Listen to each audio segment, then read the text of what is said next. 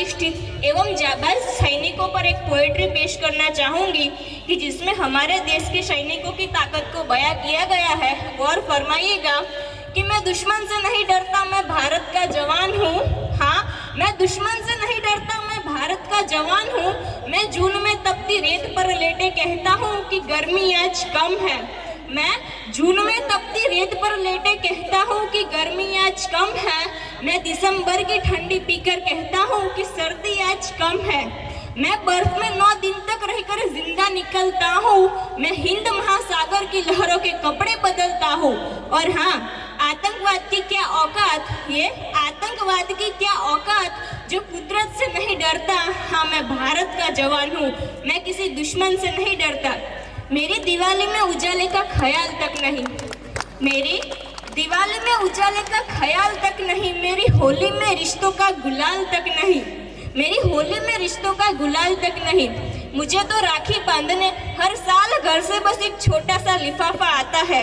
मुझे तो राखी बांधने हर साल घर से बस एक छोटा सा लिफाफा आता है।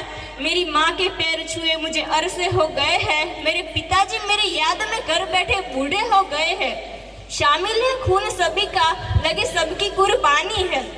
शामिल है खून सभी का, लगी सबकी कुर्बानी है। हाँ, हमने हड्डियों को जोड़कर हिंदुस्तान बनाया है, क्योंकि मैं भारत का जवान हूँ, मैं किसी दुश्मन से नहीं डरता। हाँ, मैं किसी दुश्मन से नहीं डरता। ये देशभक्ति एवं राष्ट्र निर्माण क्या है, तो मुझे आज यहाँ खुलकर बोलना है और आप सभी को समझकर सुनना है।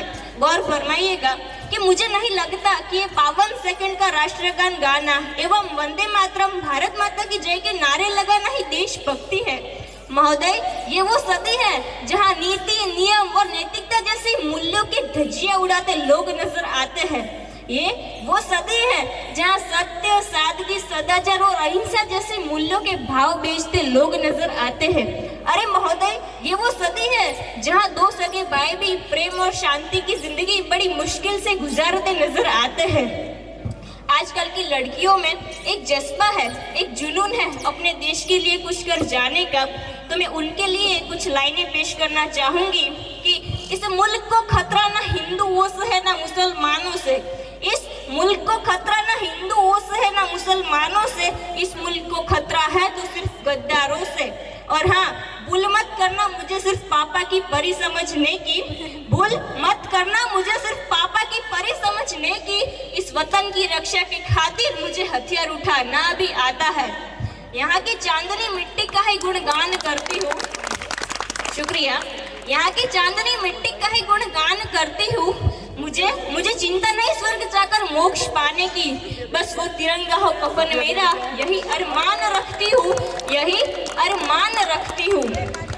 महिलाओं के बारे में मैं कुछ कहना चाहूंगी कि महिलाओं को आरक्षित नहीं संरक्षित करने की जरूरत है, क्योंकि आज कन्या भ्रूण हत्या, दहेज प्रथा, बाल विवाह एवं बलात्कार जैसे माध्यमों में बढ़ती नजर आ रही है।